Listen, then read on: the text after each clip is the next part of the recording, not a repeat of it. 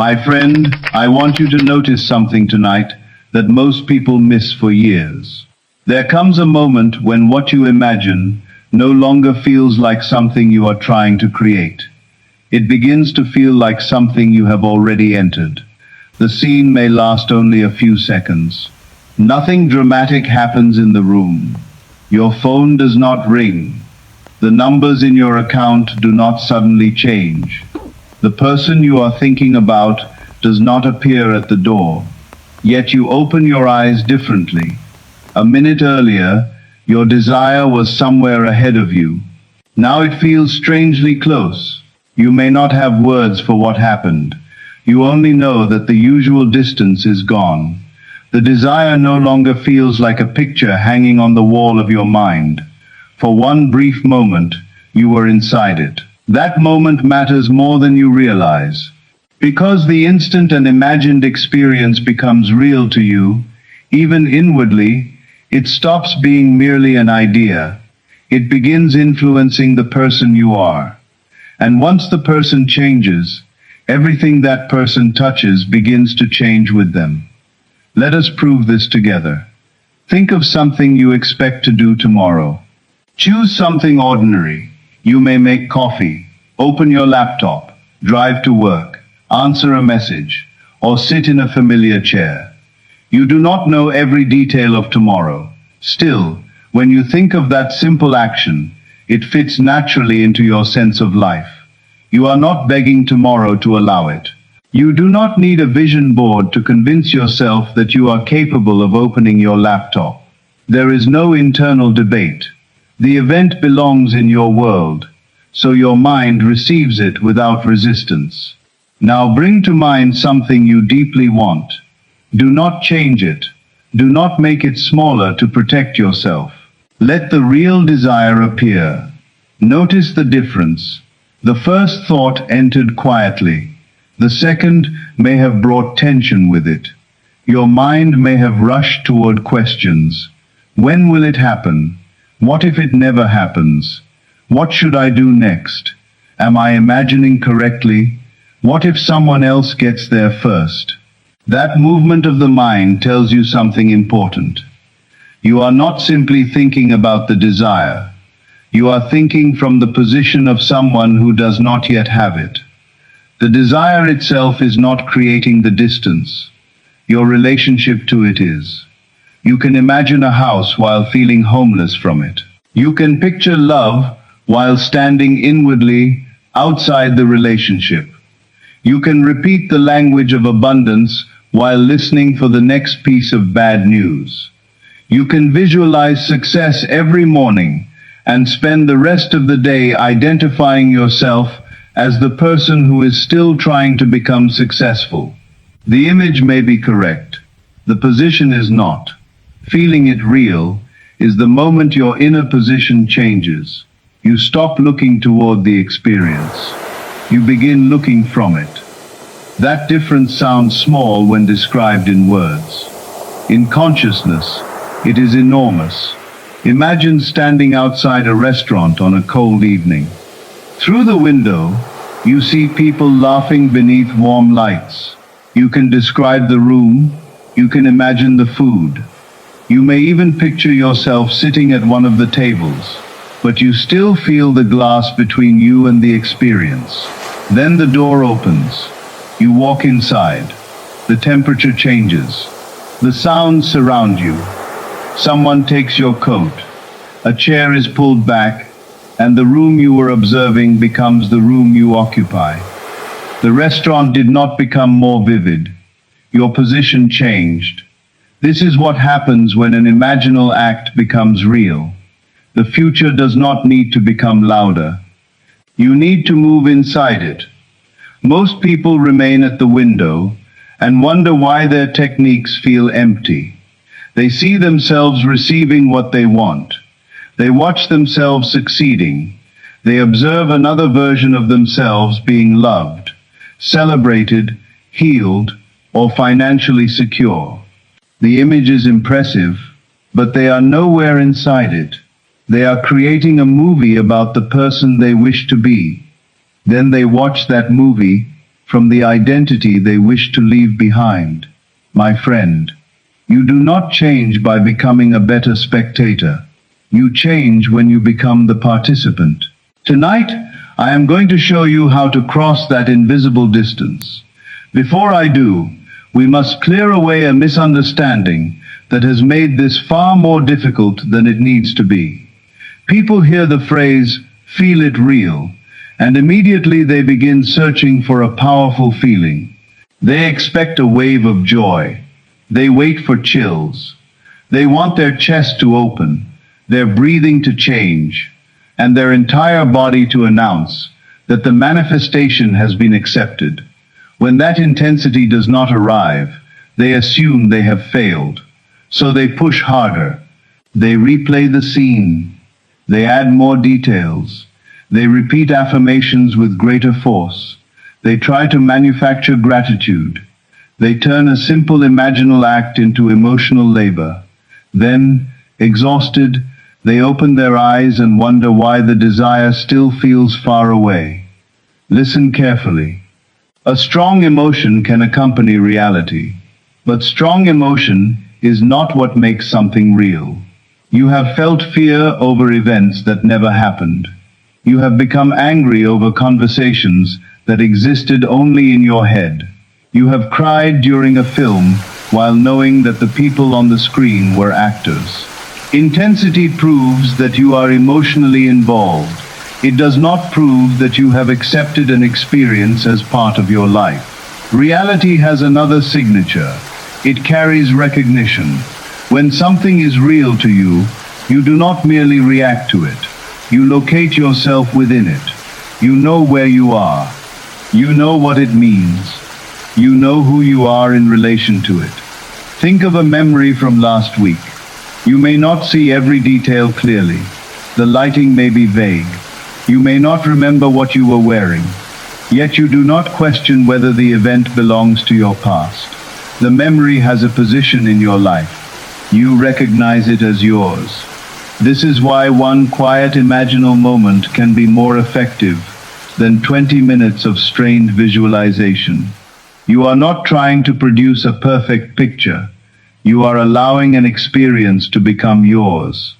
There is a very simple way to tell whether you are moving toward this inner acceptance. When you enter the scene, ask yourself, am I trying to make this happen?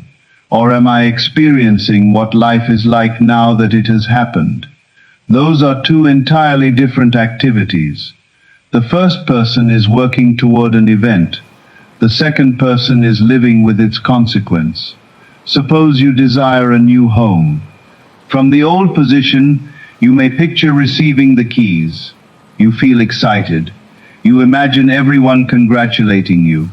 Then the scene ends, and you return to wondering how you will afford it. Try moving farther into the fulfilled state. It is 3 weeks after you moved in. There are boxes you still have not unpacked. One kitchen drawer sticks slightly when you pull it open. You know which floorboard makes a sound at night.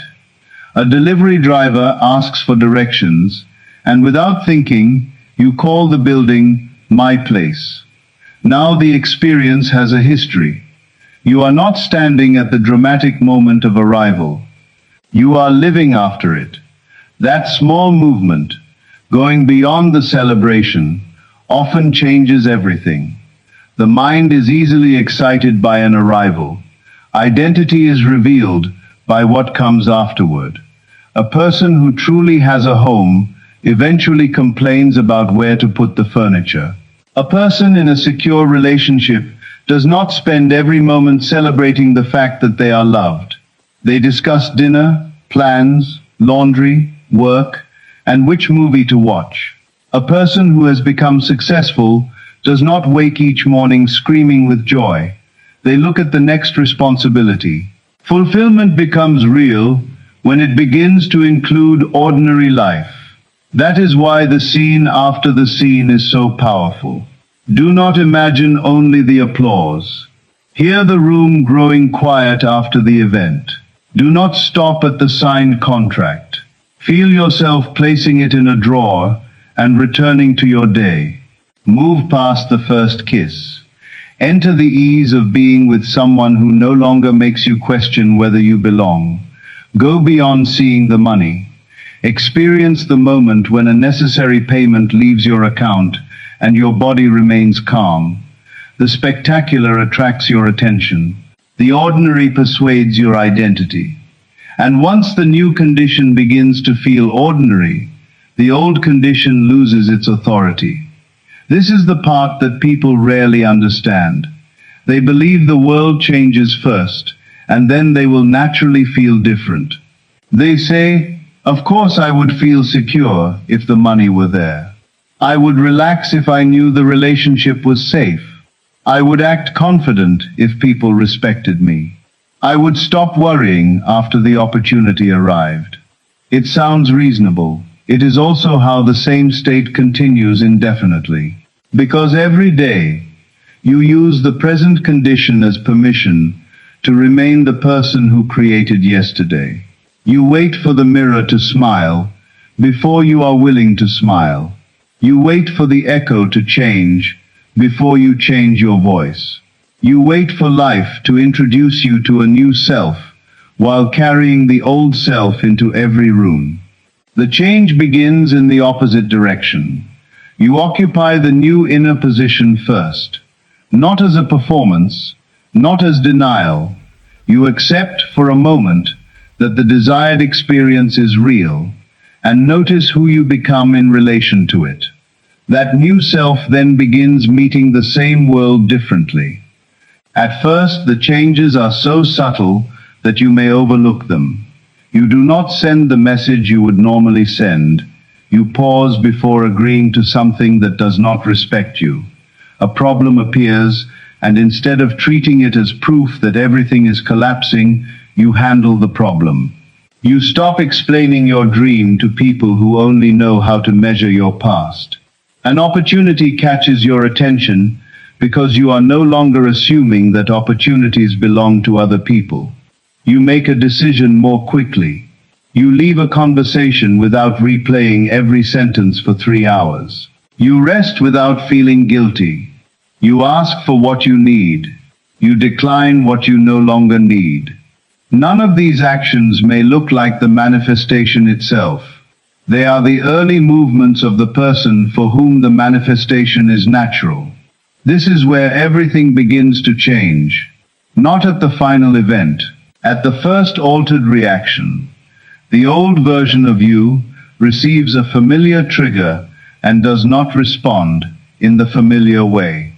That is an interruption in the pattern, and every new future begins as an interruption in an old pattern. Consider someone who has spent years believing they are easily abandoned. They may consciously desire a loving relationship, but their identity is trained to search for departure. A delayed reply becomes danger. A tired tone becomes rejection. A request for space becomes the beginning of the end. They do not simply observe these events. They complete them with an old story. Then they react to the story as though it were happening. They demand reassurance. They withdraw before they can be left. They test the other person. They create tension, then point to the tension as evidence that relationships are unsafe. Now suppose this person enters one simple imaginal scene. They hear someone they trust say, "You do not have to earn love here." At first, the words feel beautiful, but distant. They repeat the scene another night. This time, they notice the relief of not having to prepare for loss. A few days later, the sentence returns during an actual moment of uncertainty. Nothing outside has changed yet. The delayed reply is still delayed. But the old conclusion does not arrive as quickly. There is space. Inside that space, a new response becomes possible. They put the phone down. They continue with their evening. They allow the relationship to breathe. You may call this emotional regulation. You may call it a shift in assumption. You may call it living from the end. The name does not change the principle. An inner experience became real enough to interrupt an outer pattern. That interruption changed the next action. The next action changed the conversation. The conversation changed the relationship. This is how an invisible state builds a visible path. People often imagine manifestation as though reality were a locked door and the correct technique were a secret code. They believe that if they visualize with sufficient precision, reality must open. Then every practice becomes a test. Did I feel enough? Was the scene clear enough? Did I fall asleep in the correct state? Did I accidentally think something negative? Should I start again? My friend, this obsession with correctness is not proof of faith. It is fear disguised as spiritual discipline. The person who feels compelled to perform the method perfectly is usually trying to compensate for a deeper conviction that the desire remains outside them. You do not need perfect concentration. You need honest occupation. For a few seconds, stop trying to influence the future. Enter the experience. Let it affect you. Then leave it alone. A real experience leaves a trace. Imagine that someone calls you tonight with unexpected news. The conversation lasts 2 minutes. After the call ends, you may walk into another room, wash a cup, or stare through a window. The voice is no longer speaking, yet the meaning of the conversation remains with you. You carry an after effect. That after effect is more important than the length of the event. Your imaginal act should leave the same kind of trace. You return to the present, but something has been added. You have touched the version of life in which the desire is fulfilled. You know how it feels to stand there. You are no longer imagining a completely unknown country. You have visited it. Then the old evidence returns. This is where many people lose what they have touched. They enter the fulfilled state at night, but in the morning they check whether the world has changed. The account still shows the old number. The person has not called. The pain has not disappeared. The application remains unanswered. Immediately, they abandon the inner experience and bow to the visible condition. They say, "It did not work." Notice what happened. They gave the inner state one evening to prove itself, while giving the outer condition years of unquestioned loyalty. They demanded that the seed produce fruit by morning. When the soil looked unchanged, they dug everything up. You cannot build a new state while conducting an hourly investigation into whether the old state has surrendered. There is a moment after every imaginal act when you must decide which experience receives your loyalty, not which experience you can see, which one defines you. The present facts may need practical attention. Pay the bill, attend the appointment, answer the email, have the necessary conversation. Feeling it real does not make you irresponsible. It changes the identity from which responsibility is handled. Fear says, "This problem proves I am trapped." The fulfilled state says, "This is what stands before me today. It is not the definition of my life." Those two people may take the same practical action. One acts as a prisoner trying to escape. The other acts as someone moving through a temporary stage. Their bodies carry different instructions. Their minds notice different possibilities. They speak differently to others. They recover from setbacks at different speeds. Over time, these differences are not small. They become destinies. Now let us look at the false versions of feeling it real, because some of them are convincing. You may feel a burst of excitement while imagining the desire. Enjoy it, but do not mistake anticipation for possession. Excitement often stands at the gate shouting, "It is coming." The fulfilled state has already walked inside. Another person repeats affirmations until the words become hypnotic. Yet the moment they stop speaking, the old identity returns. Words can open a door, but they cannot occupy the room for you. Someone else creates a scene with extraordinary detail. They know the color of the walls, the shape of the furniture, the exact clothing everyone is wearing. Still, they feel like a director arranging actors on a set.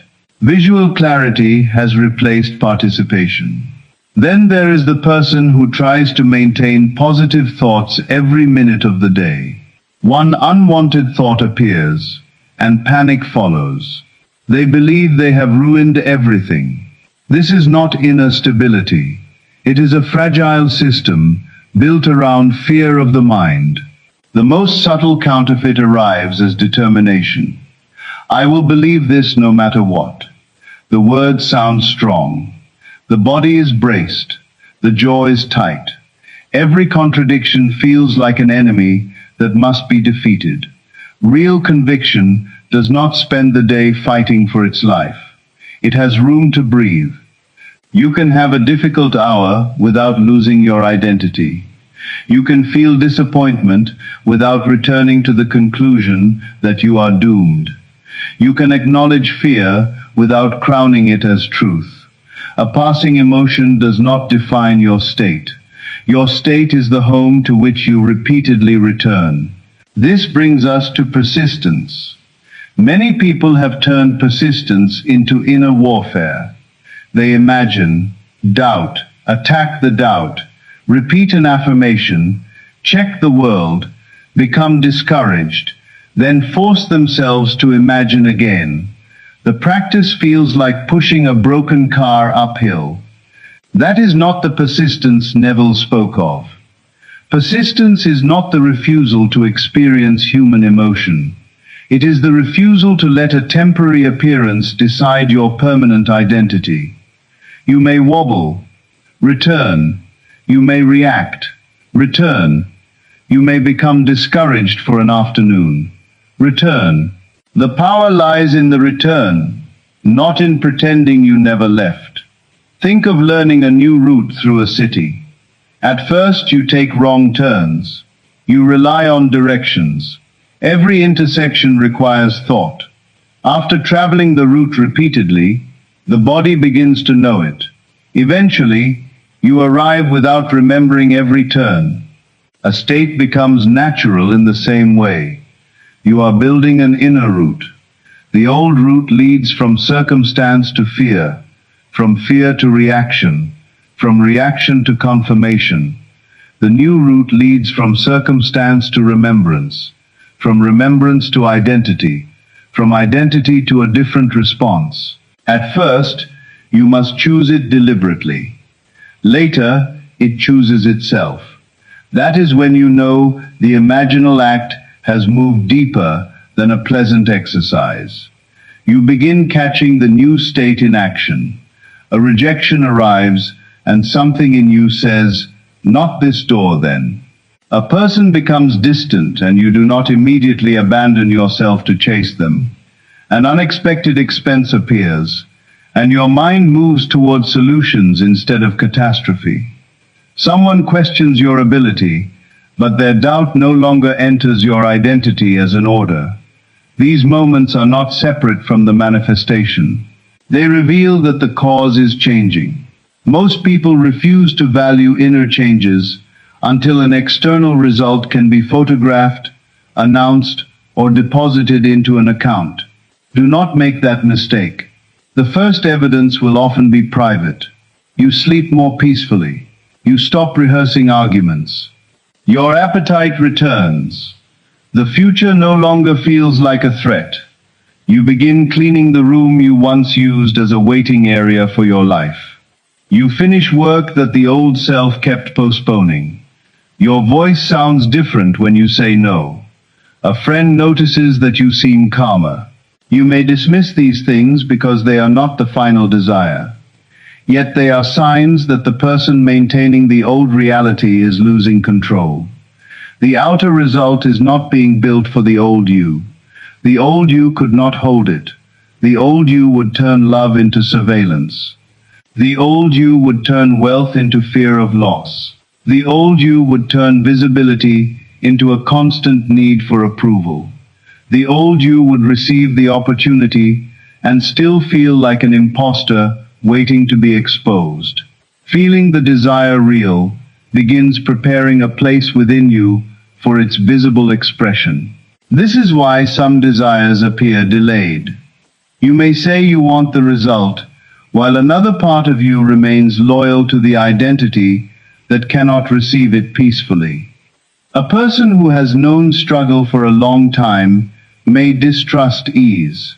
When things begin going well, they wait for punishment. Someone accustomed to being ignored may desire recognition but feel exposed when attention arrives. A person who has spent years rescuing everyone may ask for freedom, then feel guilty the moment they choose themselves. You cannot solve these contradictions by shouting louder affirmations over them. Bring them into the light. Ask yourself a question that requires honesty. What would become unfamiliar if my desire were real? Do not ask only what you would gain. Look at what the old identity would lose. It might lose its favorite explanation. It might lose the right to blame someone from the past. It might lose the sympathy earned through endless struggle. It might lose a role within the family. It might lose the comfort of saying, I could have succeeded if only life had given me a chance. Fulfillment removes certain hiding places. When the opportunity appears, you must participate.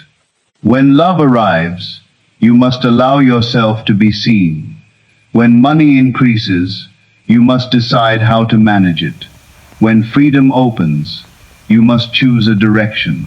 Wanting can remain beautiful and untouched forever. Having enters the mess of life.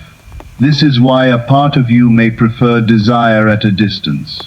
At a distance, it can remain perfect. At a distance, it cannot disappoint you. At a distance, you never need to discover whether you are capable of living it. Feeling it real closes the distance. And the old identity understands what that means. Its story is ending. Do not fight this part of yourself. It learned its role for a reason. Maybe it protected you from disappointment. Maybe expecting rejection once helped you avoid being surprised. Maybe staying small kept you connected to people who felt threatened by your growth. Thank that identity for bringing you this far. Then let it know that it no longer needs to lead. You are not destroying yourself. You are retiring a strategy. There is a difference. Now I want to give you a practice that does not require 30 minutes, special music, perfect silence, or an extraordinary ability to visualize. Choose one desire. Reduce it to one implication, not the whole dream, not the complete journey.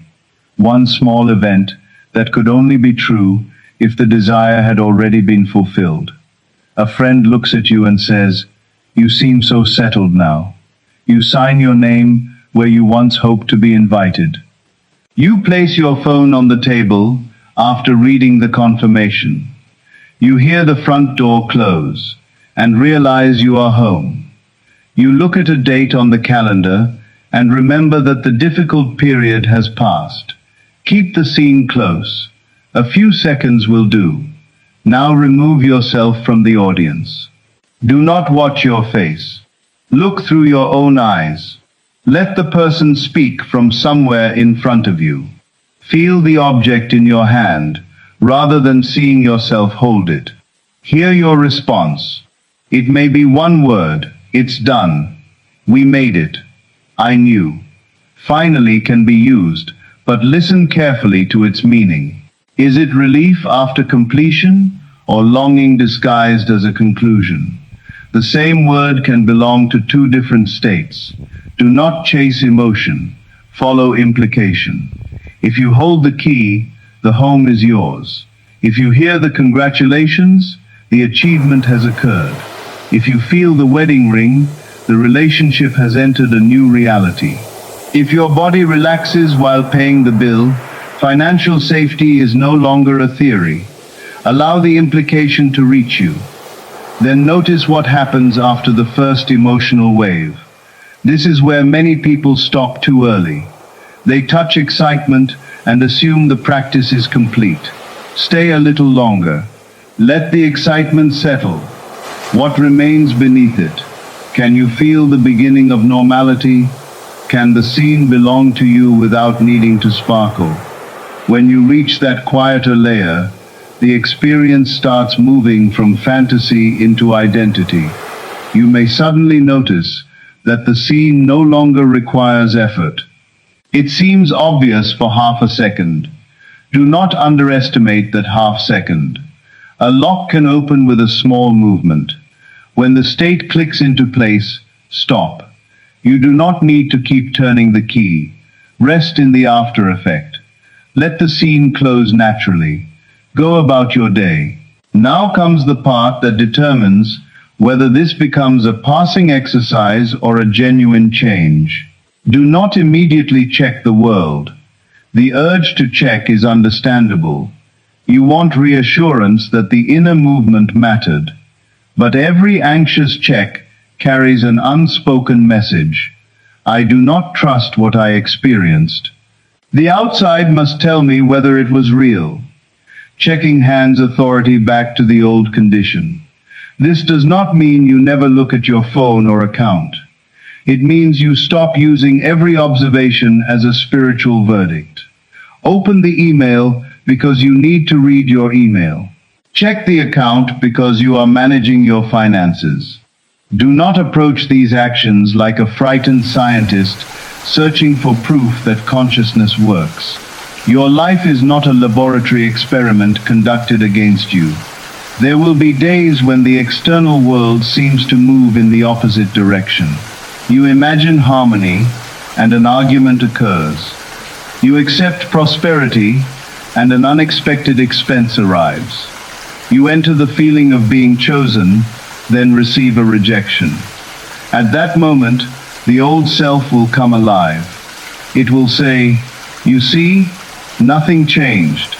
Do not rush to silence it with affirmations. Ask a better question. Who am I going to be in relation to this event? That question brings you back to power. The event has happened. Your state determines what it becomes next. A rejection may become proof that you are unwanted. It may also redirect you to the place where you are valued. An expense may become evidence of endless scarcity. It may also reveal a financial habit you are finally ready to change. An argument may become the collapse of a relationship. It may expose a truth that makes genuine intimacy possible. The fulfilled state does not guarantee that every moment will look pleasant. It changes what each moment is allowed to mean. And meaning directs action. This is one of the ways the bridge of events unfolds. People imagine that the bridge will feel magical at every step. Often it looks inconvenient, confusing, or unrelated. A cancelled plan leads to a conversation. A conversation reveals an idea.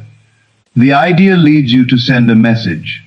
The message reaches someone who remembers your name months later. An ending frees time you did not know you needed. A mistake exposes the exact skill you must develop. You cannot always judge the bridge from the middle. From the middle, construction looks like disorder. Walls come down. Dust fills the air. Rooms become unusable. If you entered a house during renovation and knew nothing of the plan, you might believe the building was being destroyed. Do not call every disruption failure. Some events remove structures that cannot accompany your new identity. Your task is not to control every step. Your task is to remain loyal to the fulfilled position while responding intelligently to what appears. Loyalty does not mean rigidity. You may change the plan. You may release a particular person. You may discover that the opportunity arrives through a different door.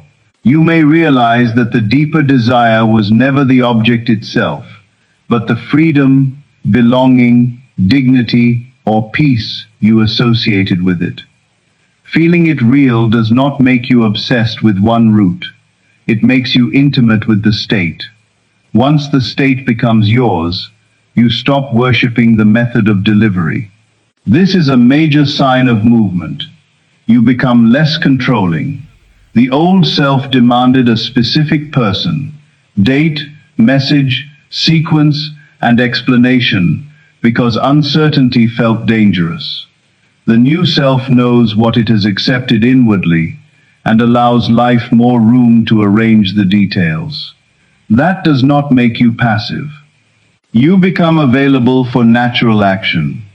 There is a kind of action that comes from fear. It feels urgent, repetitive, and heavy. You send another message because silence is unbearable. You accept a bad deal because no other opportunity seems possible. You work without rest because stopping makes you feel worthless. You say yes while resentment builds inside you. Then there is action born from the fulfilled state. It often arrives quietly. Call this person, submit the work, go to the meeting, take the course, have the conversation, leave, wait. The action may still require courage, yet beneath the nervousness, there is a clean quality to it.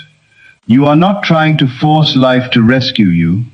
You are expressing the person you have already accepted yourself to be. This is why the moment you feel it real, everything begins to change. Your actions stop being negotiations with absence. They become expressions of identity. Your words change. Your timing changes. Your boundaries change. Your standards change. Even your silences change. You stop filling every empty space with fear. Now let me speak to the person who says, I felt it real once, but then I lost it. You did not lose the future. You moved out of the state. Move back in. Do not create a tragedy around the fluctuation. States are entered. States are left. You have moved through many of them today without noticing. Confident in one conversation, insecure in another, peaceful at breakfast, irritated by noon, hopeful in the evening. Your ability to leave a state proves your ability to re-enter one. The mistake is turning a temporary return to fear into a permanent conclusion. I am back at the beginning. No, you are not. You now know the way. The first visit showed you the location. Return without drama. The old self may ask why you must repeat the practice if the desire was truly accepted. Because naturalness develops through familiarity. You are not repeating to persuade a reluctant universe. You are familiarizing yourself with a new home. At first, every room feels unfamiliar. Soon you know where the light switch is. Eventually you move through the house in darkness. This is what repetition is for. Not force. Familiarity. There will come a day when you think of the desire and notice that the ache is missing. This may frighten you. The desire once occupied your mind constantly. Now several hours pass without thinking of it.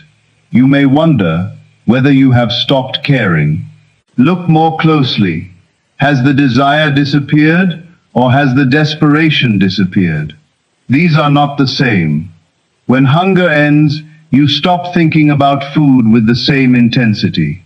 When you receive the answer, you stop checking for the answer. When something is settled, attention becomes free again. The quiet does not always mean you have given up. It may mean the state has gone deeper than thought. Many people sabotage themselves at this exact point. They miss the excitement of wanting. Longing gave their days a mission. Searching gave them an identity. Every new technique created a fresh beginning. If the desire is inwardly fulfilled, the search must end. No more endless videos. No more asking 5 people whether you are doing it correctly. No more collecting methods. instead of occupying a state. The seeker becomes unemployed, and that can feel empty. Who are you when you are no longer trying to get there? You are the one who lives there. At first, living there may feel less dramatic than seeking. The seeker has stories. The seeker has crises. The seeker has daily evidence to interpret. The one who has becomes quieter. They get on with life. Do not run back to longing simply because longing makes you feel active. You are allowed to let the search finish. You are allowed to stop proving how deeply you desire something. You are allowed to experience peace before the final evidence appears. Peace is not betrayal. It is preparation. Now, there is one final confusion we must remove. Feeling it real does not mean pretending. Pretending knows the truth and performs another story over it. Inner acceptance works at a deeper level. Suppose you have an unpaid bill on the table. Pretending says, there is no bill.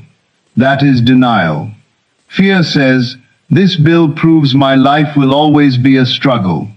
That is identification. The fulfilled state picks up the bill and says, this requires a response, but it does not define my relationship with money. The paper remains. The identity changes. From that identity, you may negotiate, reorganize, ask for help, increase your income, cut an expense, or discover an option that panic could not see. You are not lying about the moment. You are refusing to turn the moment into a prophecy. This distinction keeps the teaching grounded. You do not close your eyes to life. You open them without surrendering your imagination to appearances. The visible world tells you what has taken form. It does not have the exclusive right to tell you what may take form next. That right belongs to the state you consent to occupy. So tonight, before sleep, choose the experience you want to make real. Do not build an epic production. Find the simplest doorway. Enter one moment after fulfillment. Let someone speak. Touch something. Answer naturally. Notice the implication. Remain until the scene no longer feels like a request. Then release it. Tomorrow, watch your reactions. Not obsessively, curiously. Notice where the old self expects the worst. Notice where you rush to check. Notice what you tolerate because you fear there will be nothing else. Notice the action that feels clean but unfamiliar. These observations show you where the new state is meeting the old pattern. When you catch the old pattern, do not attack it. Remember the scene. Return to the person within it.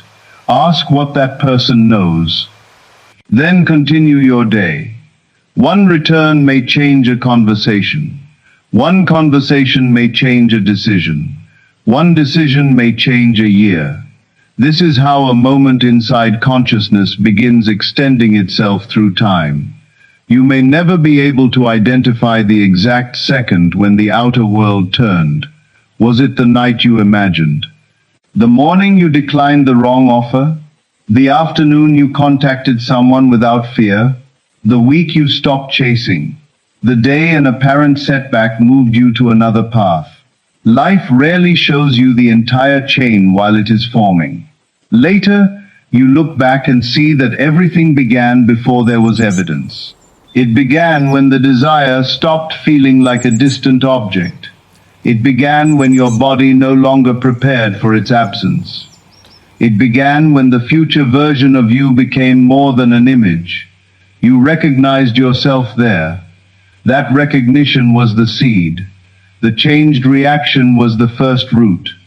The natural action was the first movement through the soil. The visible event came last. My friend, do not wait for the final flower before you honor what has begun underground. The invisible movement is not imaginary in the sense of being meaningless. Every building was invisible before the first line was drawn. Every journey was invisible before the decision to leave. Every relationship existed as a possibility before two people met. Every transformation begins in a place the world cannot yet applaud. You are working at the level of beginning. Treat that level with respect. Do not expose the seed to every opinion. You do not need to explain your inner reality to people committed to your old identity. They may call your calm unrealistic. They may remind you of your history. They may ask where the evidence is. Let them speak from what they can see. You are not required to make them see what has not yet become visible. Protect the state through quiet loyalty. Not secrecy born from fear, privacy born from care. Some things become stronger before they are spoken. Let the new self develop without constantly dragging it into court to defend its existence. Soon enough, it will speak through your life, and when it does, people may call you lucky. They will see the opportunity, but not the months in which you stopped expecting rejection. They will see the relationship, but not the night you first allowed yourself to feel safely loved.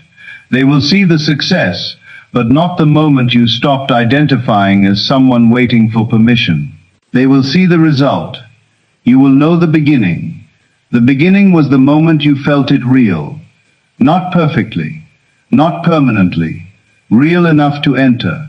Real enough to remember. Real enough to alter one response. From there, life gained a new direction. So let us return to the question with which we began. Think again of something you expect to do tomorrow.